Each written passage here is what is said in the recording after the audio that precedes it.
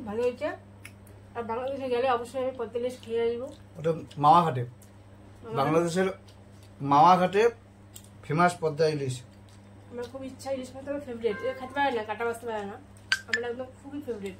তো আমাদের যাবো ইলিশ মাছ। বন্ধুগণ, সকাল সকাল গুড মর্নিং সবাইকে। গুড মর্নিং, গুড মর্নিং সবাই, কেমন আছেন? আজকে সকাল সকাল ঘুম থেকে উঠতে দেরি হয়ে গেছে 9:30।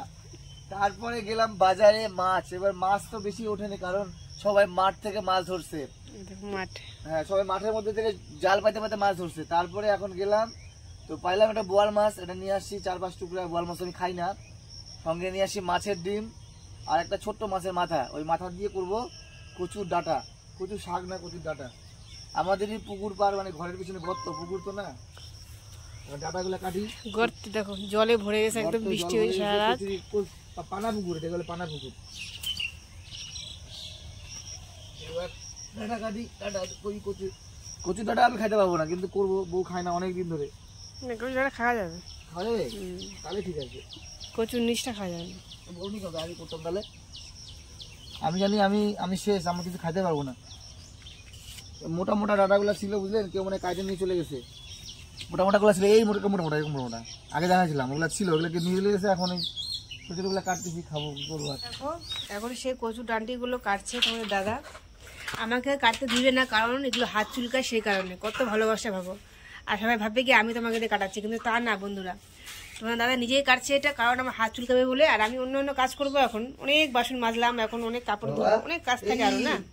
এই দেখো আমার ছোটো বেটা, এই জন্য খাবার রান্না করবো, অনেক কাজ থাকে সংসারে। দুজন মিলে করলে সংসারটা ভালো হয়, সুখের হয়।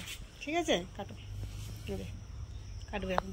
আর অভাবে, কাজের অভাবে আমাদের কচু শাক রান্না করা তোলা হয় নাই, তো ভিডিও করাও হয় নাই। তো একবারে কচু রান্না করা হয়েছে। এখানে মাছের মাথা দিয়েছে। অনেকে বলছে পদ্মার ইলিশ দিয়ে খুব ভালো লাগবে, কিন্তু আমরা দিছি কিসের ইলিশ বলে দাও।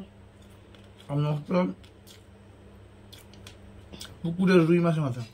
ও, পুকুরে রুই মাছের মাথা দিয়ে করছে। ঠিক আছে, তো এখন খাবো, কেমন হয়েছে তখন জানাবো অবশ্যই। তোমার দাদা আজকে আমরা খাইয়ে দিবে। চলো, আজকে কচুর শাক, কচু শাক পুকুরের মাছের মাথা দিয়ে, পুকুরের রুই মাছের।